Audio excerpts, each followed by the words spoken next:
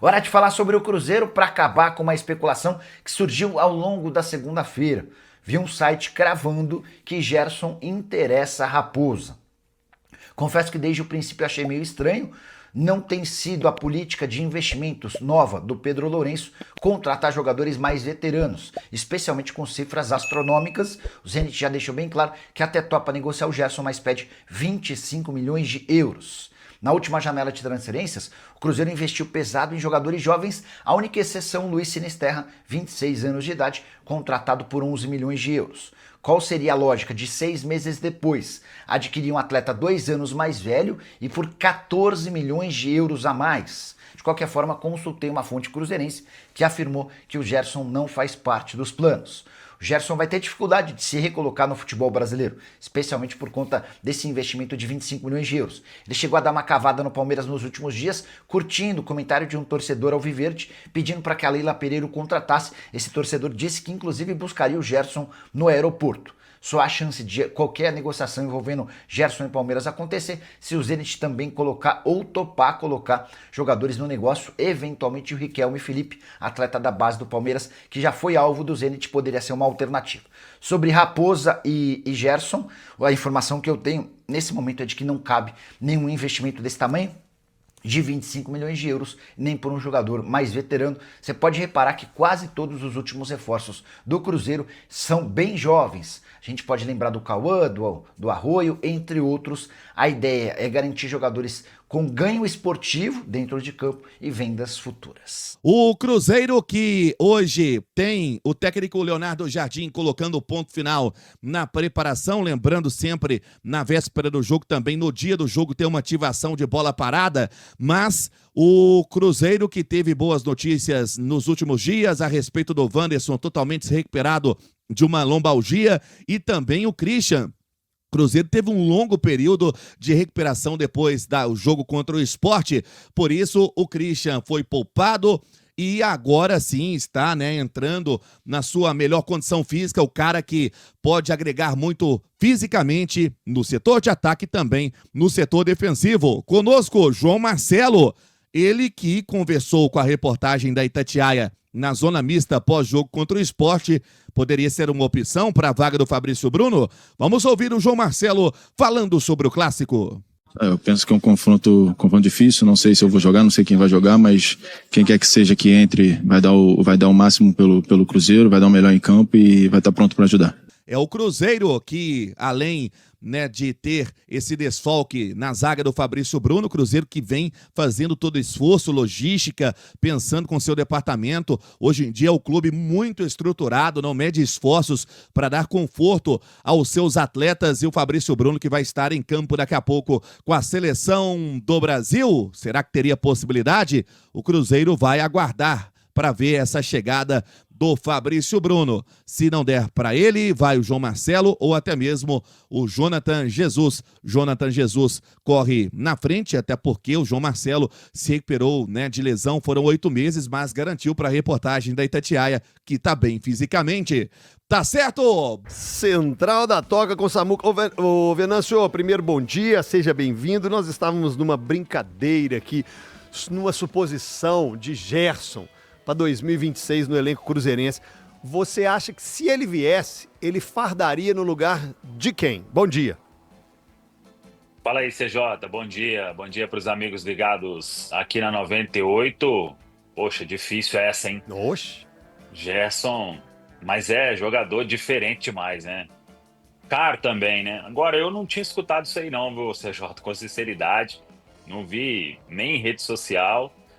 Vi que o Palmeiras, é o que mais está interessado. Agora, pois é. Agora foi muita grana, para tirar o Gerson de lá e não sei, velho, mas... Não, mas numa hipótese assim, numa brincadeira, porque não existe nenhuma proposta, não existe hoje o assunto Gerson no Cruzeiro, nós estamos numa suposição. Se fosse para chegar, você como o Samuca Jardim, colocaria ele no lugar de quem? Porque para mim é titular em qualquer equipe, mas você colocaria no lugar de quem? Não, aí ele escolhe, onde ele joga, Ali no meio, em qualquer uma, ou até ele vinha jogando como um meia aberto pela direita, né? Tem muito espaço, velho. Muito Eu espaço. sou fã dele ali no meio, um segundo volante, bate e volta. Eu acho Box que to box. é craque de bola. Eu prefiro, exatamente. eu prefiro ele também no meio do que pela beiradinha, pelo lado direito. Vamos falar do clássico aqui então? Perguntei mais cedo para os colegas o maior defeito e a maior qualidade de ambas as equipes. E eu vou perguntar para você, qual hoje é qual é a maior qualidade, a maior virtude desse time do Cruzeiro que pode surpreender muito o Atlético, na sua opinião?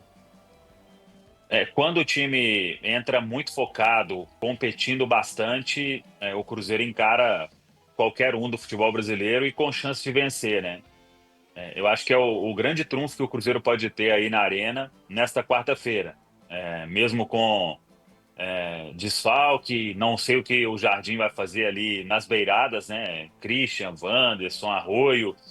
Acho que 2 desses 3 aí começam nesta quarta-feira.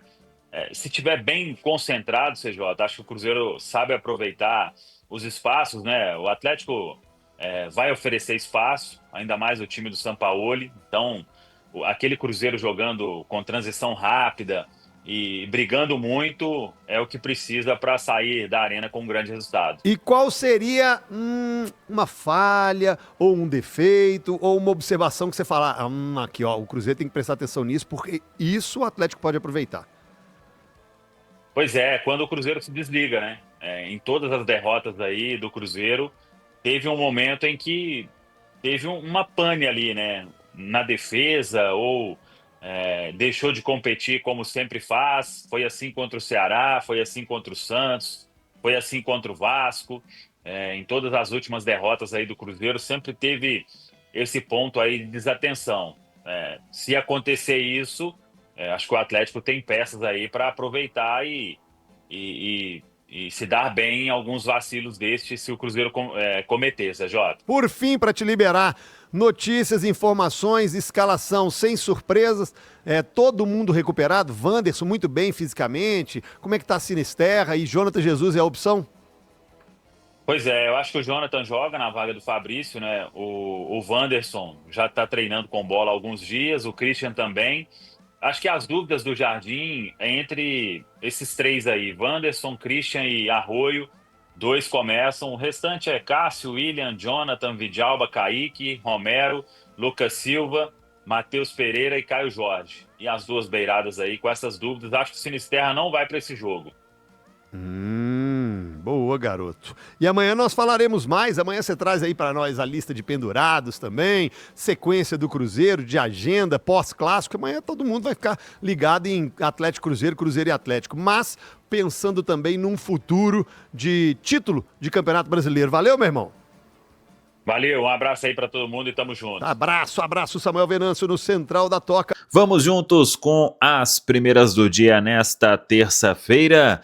Começando com a escala completa da arbitragem, a gente trouxe ontem que Paulo César Zanovelli, da Federação Mineira, será o árbitro, uma decisão aí surpreendente da Comissão Nacional de Arbitragem, escalando um árbitro mineiro para o Clássico Mineiro nesta quarta-feira, e para o VAR, Rodrigo D'Alonso Ferreira, ele foi VAR inclusive em 2 jogos do Cruzeiro nesta temporada, a vitória sobre o Mirassol, o primeiro jogo na Série A, e também a vitória sobre o Atlético Mineiro na partida de volta das quartas de final da Copa do Brasil. Rodrigo D'Alonso Ferreira é o árbitro de vídeo para este compromisso. Vamos acompanhar o que essa turma da arbitragem vai fazer no jogo de amanhã, às 9h30 da noite. Uma outra prestação de serviços, já está rolando a venda de ingresso para sábado, hein? O Cruzeiro joga com o Fortaleza sábado,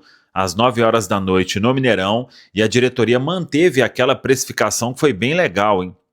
Para o jogo diante da equipe do Sport, então R$30 o sócio paga em qualquer setor no jogo de sábado às 21h. 9 da noite, Mineirão, é o compromisso do Cruzeiro em casa pelo Campeonato Brasileiro, jogo importante logo após aí a disputa do Clássico de quarta-feira diante do Atlético Mineiro. Hoje a preparação será encerrada com um treinamento à tarde, última atividade, e aí os jogadores iniciam a concentração para o jogo desta quarta.